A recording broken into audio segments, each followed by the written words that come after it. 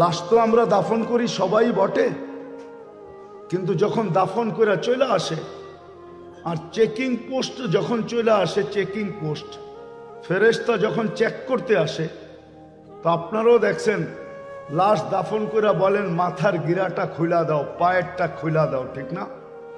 বলেন না? কি ফেরেশতা কি খুলা নিতে পারে না?